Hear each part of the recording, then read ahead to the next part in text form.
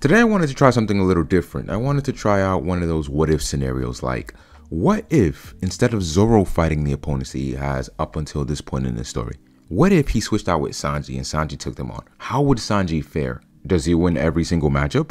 Does he lose any of them at all? Or does he lose every single one of them? Without wasting any more time, let's get right into it and see how he performs. The first matchup is pretty straightforward. It's Sanji versus Axe Hand Morgan, and this one should be an easy W. It should be a low difficulty fight for Sanji. Right off the bat, I can imagine that Sanji would overwhelm him with his speed, and Axe Hand Morgan just would not be able to counter at all. Sanji might even be superior in physical strength as well, but I think the speed factor in this case is just, there's too large of a gap in there to ignore, and that would be ultimately the biggest factor in this fight. Next, we have Sanji versus Kabaji, and in this one, I think the superior physical strength is what will give Sanji the dub. Of course, I still think speed plays a bit of a part in it, but I think Kabaji is a bit faster than Axe Hand, and so, the gap in speed wouldn't be that grand. But the physical strength, it would be in this case. Now, Kabaji is a bit stronger than Axe Hand in my opinion, so this fight may take a little longer, but it will still not be very difficult. It'll be, low, maybe at most a medium difficulty, but I don't think there's, it's probably closer to low. I don't think there's that much of a struggle here. The next matchup, of course, is Sanji versus the Nyabin brothers, and I think this is a little more of a nuisance because, of the numbers, so it will take longer. So I would call this a medium difficulty fight, but in the end, Sanji wins, and he's able to adapt to their, to fighting two of them at once and just discard them ultimately. So yeah, Sanji wins this matchup as well. The next one, of course, is Sanji versus Mihawk at Barity, and this is obvious. Sanji gets decimated. It's not even close. They're not even, in the same realm of power. In fact, I think that if Mihawk took on all 10 Straw Hats before they got their power-ups on Onigashima, he would still win, at this point, or at that point in the story, actually. So yeah, that's pretty crazy. But anyway, let's get on to the next one. Next, we have Sanji versus Hachi, and Hachi is on a similar level to Kurobi, so I don't think it's that, much of a difference. Like, Sanji easily discarded Kurobi. He wouldn't have much more of a difficult time with Hachi because, well, especially because Zoro took him on and decimated him as injured as he was. Zoro was pretty much near death when he fought him, and he still won pretty convincingly. So yeah, Sanji in full health might do even better. Moving on to the next matchup, which is Sanji versus Tashigi, and this, of course, is an obvious L for Sanji. He has no chance of winning because this guy does not fight women. He will just sit there defenseless, and Tashigi will just attack away, and it might be even worse than Sanji versus Mihawk, depending on how she's feeling. But of course, we know the reality is that Sanji is light years ahead of Tashigi in power. Next is Sanji versus Baroque Works, and this is where Sanji would excel most because he's a speed fighter. He'd discard them all. I'm not sure on like how long it would take, but like they wouldn't really stand much of a chance. They'd as enamored as they were by Zoro's speed, they'd be pretty enamored by Sanji's speed, and they would be overwhelmed and unable to counter as many of them as there were. I think there were 100 of them. Yeah, they're all food for Sanji. They wouldn't stand a chance. Honestly, someone must have been lying about Baroque Works because these assassins, they're just not them, sadly. And now we have Sanji versus Mr. One. And this is the first matchup I can say that Sanji loses, not on the basis of his opponent being a top tier or a woman. This is a matchup where Sanji is fighting somebody on a level close to him, but I don't think he has any chance of winning. Honestly, if you ask me, I don't even think Luffy wins. I think this is a matchup that only Zoro could have won. Zoro had to access Haki in a near-death state in order to get the dub here. He had to learn how to cut steel in a moment's notice in order to defeat Mr. One. I don't think Sanji has any attacks in his arsenal that would be able to break Mr. One's steel. And we've already seen how dangerous Mr. One's attacks are with the Dice fruit, so I don't think Sanji has much of a defense to guard against them, so he would be pretty badly matched against Mr. One, and he wouldn't come out on top on this one. Next, we get into the Skypiea matchups, and the first one is Sanji versus Brahim, and this one I think is a mid to high difficulty fight, but it is a dub for Sanji. He's pretty agile, so he can maneuver his way around and get the win here. I don't think it takes too much thought. I think it's the only thing in question may be the difficulty, but I think the W is just secured for Sanji. The next one I'm not really all that sure about because I think Ohm had a great defense with his Iron Cloud, so that might be a very difficult hurdle for Sanji to overcome, but I feel like I'm still going to give the W to Sanji. but it might be extreme diff. That's the only thing that I'm just not sure about. Because Oma, I feel like, was very capable, and it requires Zoro to be able to use air slashes to defeat him. And I'm just not quite sure if Sanji's offense at Skype at the time was good enough to match up to Zoro's air slashes, or maybe it wasn't suited for this type of matchup.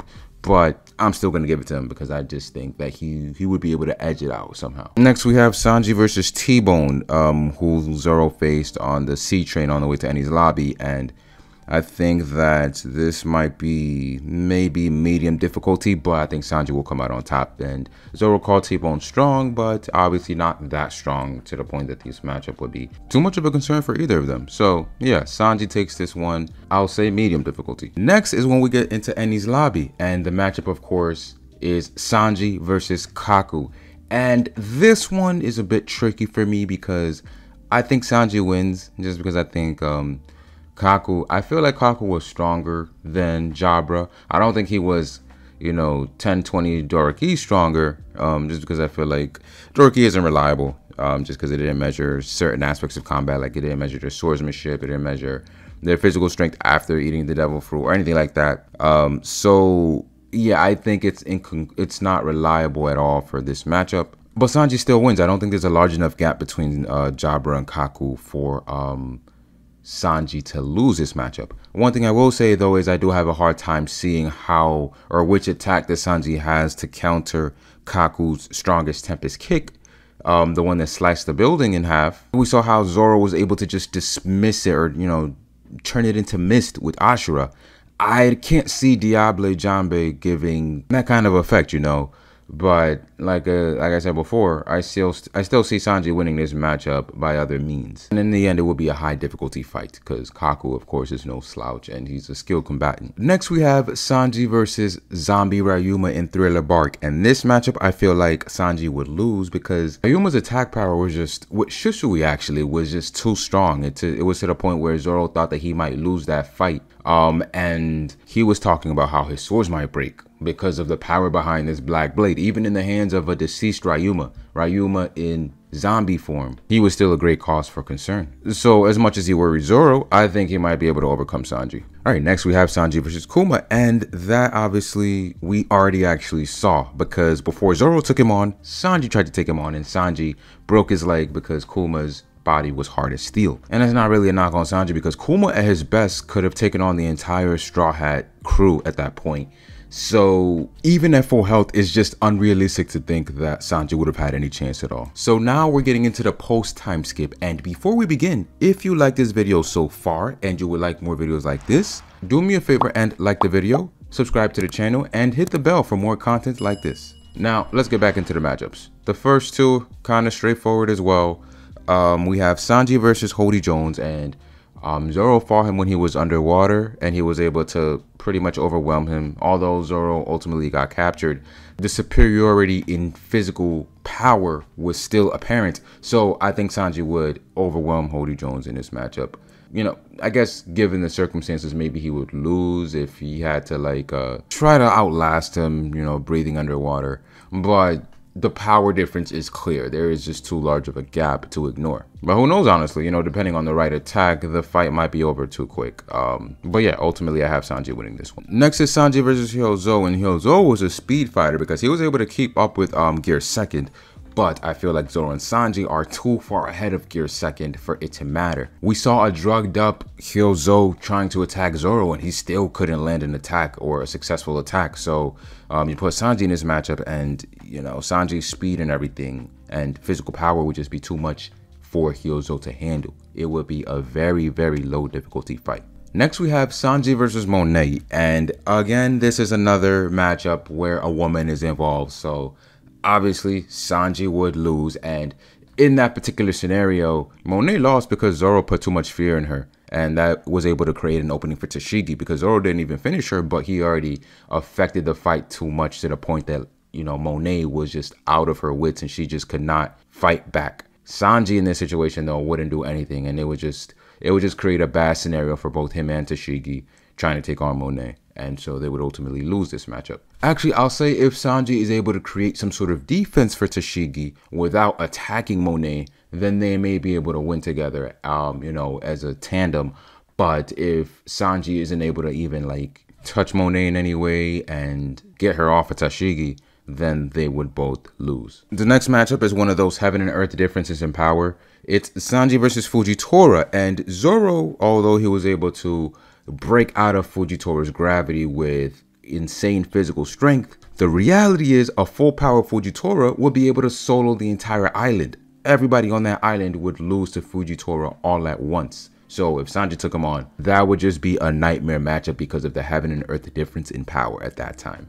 And next we have Sanji versus Pika, and this is one of those, it's pretty tricky to me as well, because the fact is Sanji is superior to Pika in power, of course, but the matchup might not be in Sanji's favor, because I feel like Zoro's attack power was ideal for this situation and able to draw out Pika. He demonstrated great destructive capacity that was able to force Pika out of his stone and ultimately turn it into a one-on-one fight with Pika's main body. So given the circumstances, I'm not sure Sanji would have a way to do that. I will say though, if anyone here reads Game of Thrones or Fire and Blood specifically, you know, the scene with Balerion and Harrenhal, you know what I mean? You know, that kind of scenario can work for Sanji. So maybe he can force Pika out with Hell's Memories. I don't know, but that's the only possibility I can think of for Sanji to be able to pull out the dub in this situation. The next matchup is Sanji versus Hawkins, and this is another one of those matchups where I think it's a matter of circumstance rather than a matter of ability, because yeah, I know it looks bad, Sanji losing back to back to back, but I think Sanji will lose in this situation only because he would have to protect Tama and Luffy, because of course Sanji is superior to Hawkins in power. If it was a one-on-one matchup, Hawkins versus Sanji would overwhelm him. And for me, it's because Sanji doesn't have the range attacks to be able to stay on Kimetsu while at the same time effectively attacking Hawkins. And I was thinking, what if he's able to just speed blitz him and everything? But that's the thing, Hawkins isn't a regular fighter. Like, he would have a life left even if he took damage or he got killed. So that might create an opening for him to kill Tama or, you know, attack Luffy or something. Well, Luffy wouldn't die, but it might be too much of an inconvenience to deal with all at once. Zoro was able to protect them, guard them with his body, and attack with the range. Sanji might not be able to do that. But if Sanji is able to attack Hawkins fast enough before Hawkins is able to land any attack on them, then that would be to Sanji's benefit. So I don't think it's an impossible matchup. I think it's just one that's not in Sanji's favor given those specific circumstances. So next we have Sanji versus Yukimaru and Kamazo on Bandit's Bridge. And this one, I think Sanji will come out on top. If it's given the same exact circumstances, I think Sanji can still win if he was blindsided by Yukimaru, because I feel like Sanji's endurance is up there and it's strong enough for him to be able to overcome being stabbed. I mean, we've seen him stabbed in the back before. I think it was Absalom. So he's not gonna just, you know, bend over and just die or pass out, especially if he knows he has a woman and child to take care of in this situation. I think that would propel him to the dub and he would handle that situation pretty well. The next matchup is Sanji versus King, and this is one at times that I've gone back and forth with myself on, but after the recent arc and recent chapters, I think I can give it to King rather easily. I'm not saying that it will be an easy fight, but it will be one that I can definitely say King wins. The reason I feel this way is because, number one, Lunarian durability is just insane. It's on an entirely different level. Of course, the trick is to attack them when the flames are off.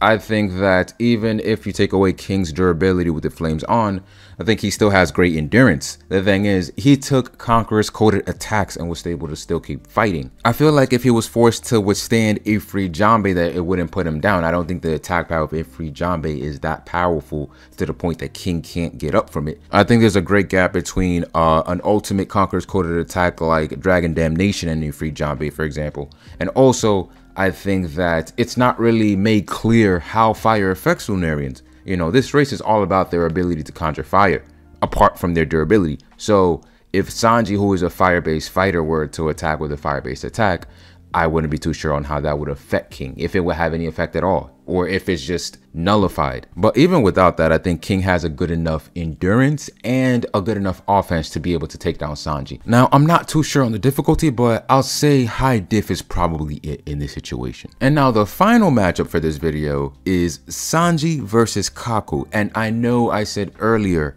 that Sanji versus Kaku is tricky, especially because I don't think Sanji could overcome Kaku's strongest Tempest kick, but that was pre-time skip.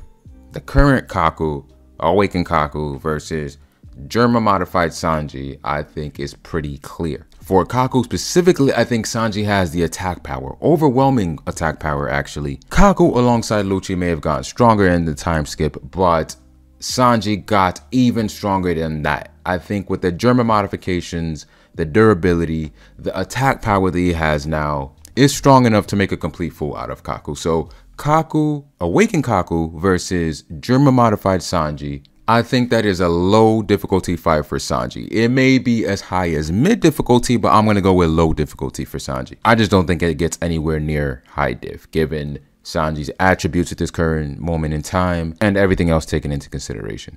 But with that, we have reached the end of this video. Please tell me what you think. Which matchups and results did you agree with? Which did you disagree with? Comment all your thoughts down below. And if you haven't already, make sure to hit that like button and subscribe to the channel as well.